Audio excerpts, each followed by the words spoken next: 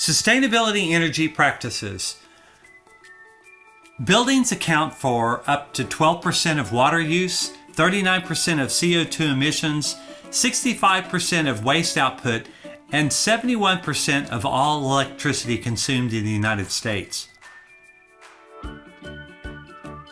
Energy efficiency is one of the best ways to address greenhouse gas emissions. Not only can it save money, it can also help the resilience and reliability of the grid. It also provides environmental, community, and health benefits.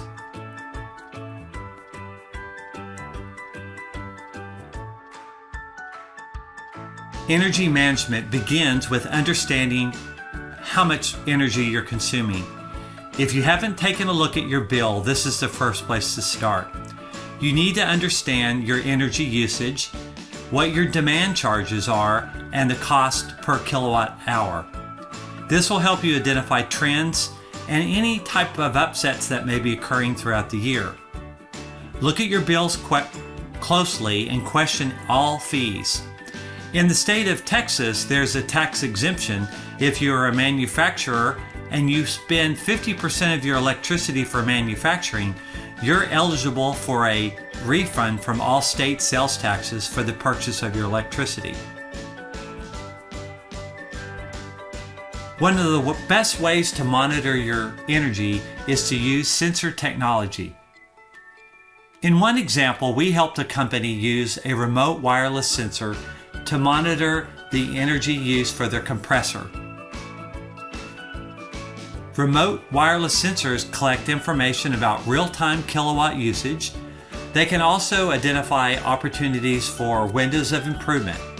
In this example, the company discovered that the motor was not turned off at shutdown, but was left on many nights for several hours. Production also did not begin and start as planned. And also they realized that the start of their large compressor was impacting their peak demand. So learn more about sensor technology and how this simple tool can help you collect the data that you need to generate improvements for your motors. The Department of Energy has identified 6 major areas to focus on when looking at your facility. Those include looking at your lighting, your compressed air, if you have a compressor, where you're using motors, your cooling, HVAC system, your heating, thermal systems, and any place in your facility where you have unused equipment where items are left on. Let's take a closer look at these 6 areas. LED currently is the best technology used for lighting. ROIs for LED upgrades should be less than 1 year, or you may have selected the wrong contractor to provide your upgrades if you're upgrading from a T12 light. Make sure that if your lighting contractor warranty is for a set period of time, that you have documents indicating that they will replace all units that fail during that window. We have seen many poor quality LED lights on the market that are failing sooner than they expected, causing a greater increase for companies. Also, LED lighting upgrades will help not only reduce energy costs, but they'll also lower maintenance costs required to constantly change out bulbs. When possible, you always want to use day lighting. The LEED certified buildings, Leadership in Energy and Environmental Design, recommends that when possible, use natural daylight to provide lighting for all areas of your processes. If you have skylights, make sure that they are kept clean, and if you have access to window lights on the side, try to make sure that they are not blocked and that the light can travel deep within your facility. Let's take a look at what do you see, what could you do, and what could you save. So if you look at this photo, you see natural day lighting, and you also see the use of lighting on the ceiling. So for this company, what did they do? They turned off their lights during sunny times by putting automatic controllers on, and this allowed them to save $2,200 per year. Lighting controls. When you have areas that are infrequently visited, use motion sensors or occupancy sensors on these lights or banks of lights to turn them off for set periods of time. Lighting controls can be used typically with LED and fluorescent lights. What do you see? What could you do? What could you save? This company recognized that if they installed automatic timers and rewired some areas to reduce their usage, they were able to save $3,580 per year.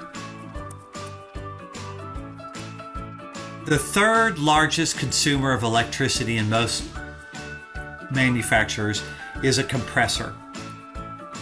The compressor is composed of many systems, which includes the actual compressor, an air dryer or air filters, a large receiving tank, the piping that typically is at the perimeter of your roof line, and also the end user applications, which could be machines using the air or different tools using the air.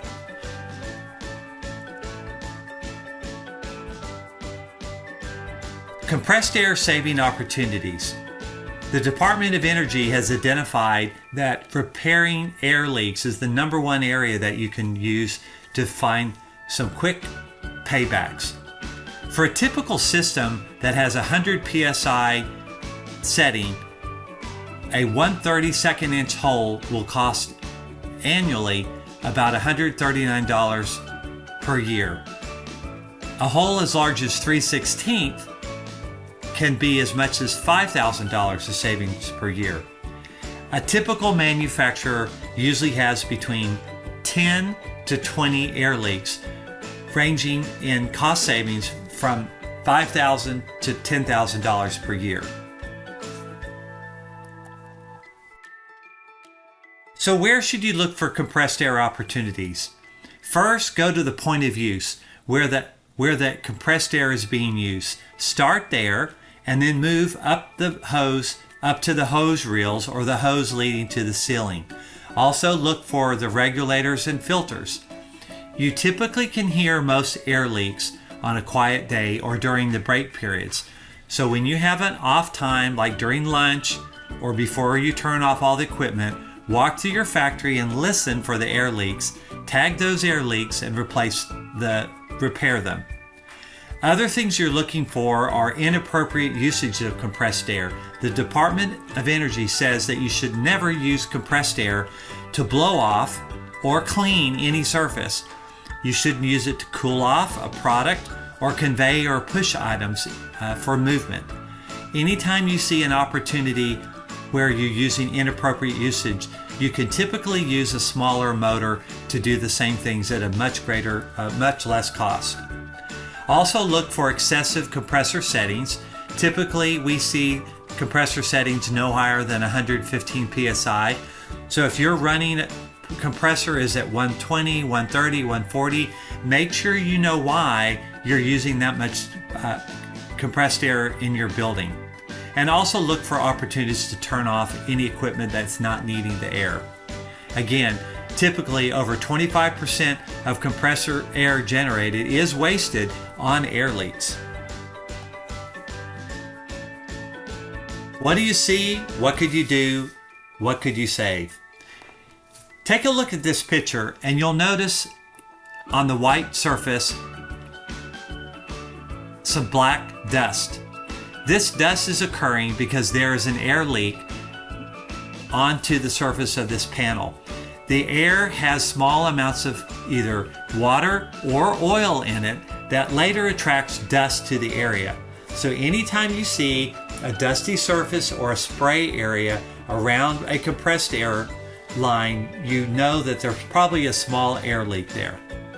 So in this case, compressed air leaks were identified with over 100 areas of this company's equipment, and this saved the company over $100,000 as they continue to repair these types of leaks throughout their facility. Again, compressed air, Though it's invisible, it is not cheap.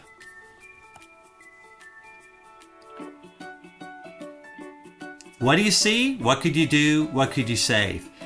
Anytime you see an air nozzle like this on the floor, you know that someone's using this nozzle typically for cleaning or blow off. In this example, we see that compressed air was used for cleaning, and there were 10 areas in this facility where each area was using their compressed air to clean the area for at least 40 minutes per day. They eliminated this process by simply using a rechargeable hand blower for cleaning the floor and blowing out their equipment. And this saved the company $5,400 annually. The next DOE recommendation is to address your motors. What we're looking for are large and inefficient motors. And we're looking for opportunities for making sure that when you do have belt drives that you're using high efficiency belts, and also when you're lubricating, you're using high efficiency lubricants. And we're looking for any motor that can be turned off when not in use. What do you see? What could you do? What could you save? In one manufacturer, we saw motors were on. They were 60 horsepower motors that cost $500 per year to operate. These 10 motors were idling over 2 hours per day at a cost of $5,000 per year. The action was simply taken to turn the motors off when not in use. The next area is your HVA system. Whether it's in your home or in a facility, you need to look carefully at your HVA systems. So let's start with the thermostats. More than 60% of our manufacturers visited have their thermostat set on hold. And that is not what you want to do. You want to make sure your programmable thermostats are actually programmed for setbacks at night, and they're also set back for the weekends. So make sure you take a look at your programmable thermostats, and if needed, you need to guard them so that others cannot mess with them. The second area that you look for is if you have condenser coils either outside or up on top of the roof, you need to make sure that the condenser coils are regularly cleaned to make sure there's a good heat transfer as the hot air is cooled by the system outside. Also, your air filters need to be replaced when they are dirty. Air filters, when clogged, prevent flow from occurring, and when you don't have flow occurring, your system has to work much harder in order to get that cool air through your building. And finally, when possible, as you upgrade, make sure that you upgrade the efficiency of your air conditioning unit to a higher efficiency unit to also lower your energy costs. So what did we see here? We saw that thermostats were set on hold, and there were three thermostats that were in an office area that were placed on hold and were running 24 hours a day. We helped this organization program their thermostats for a work week schedule, a weekend schedule, and we also reduced the setting at different times by 2 degrees.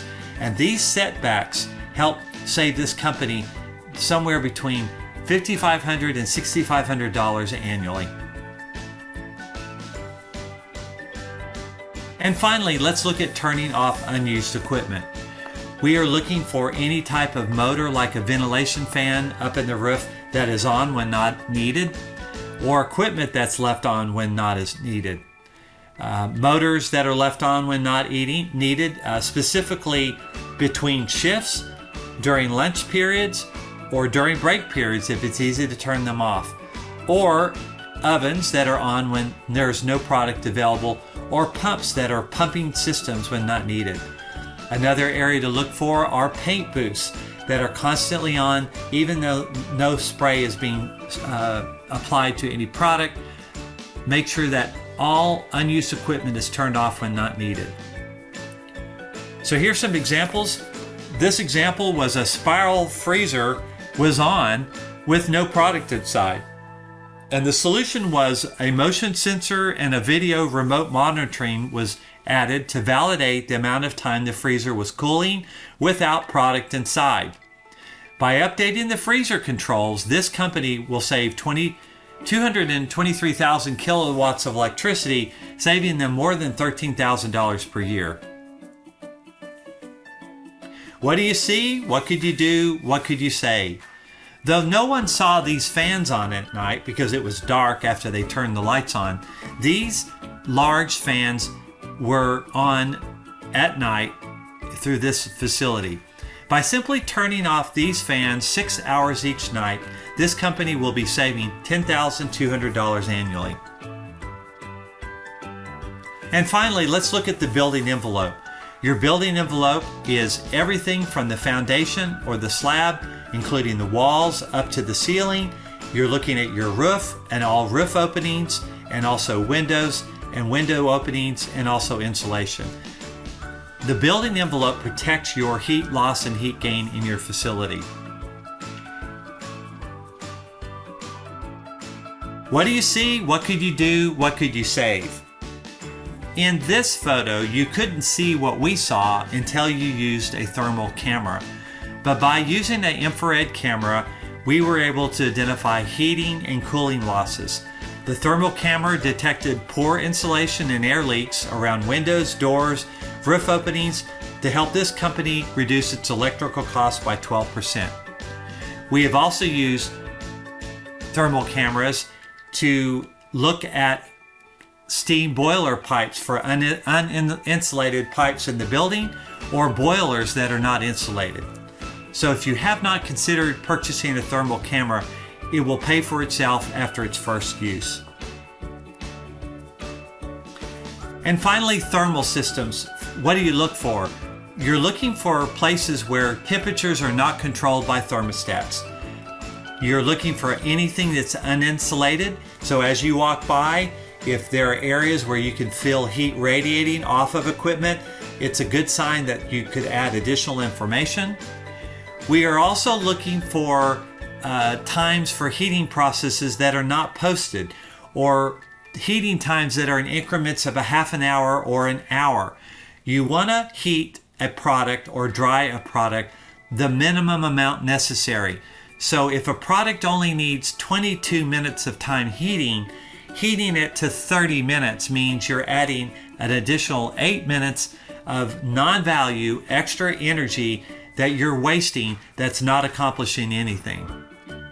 Also look to make sure that all your heating areas are calibrated and that you are not heating a chamber without any product inside.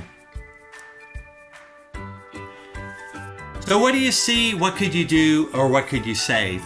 By using this simple temperature humidity sensor, a wireless sensor that you install on your phone, this phone application allowed us to understand that the product drying time for a company was 24 hours. By installing the wireless temperature and humidity sensor, we determined that the actual time needed was much shorter, and that they could reduce their drying times by up to 17%, reducing the amount of natural gas usage. The less use of natural gas also reduced their greenhouse gas emissions and will save them $2,200 annually. And finally, other energy efficiency opportunities will include getting certified energy efficiency equipment, making sure that you've purchased renewable energy from your provider, looking for renewable energy certificates.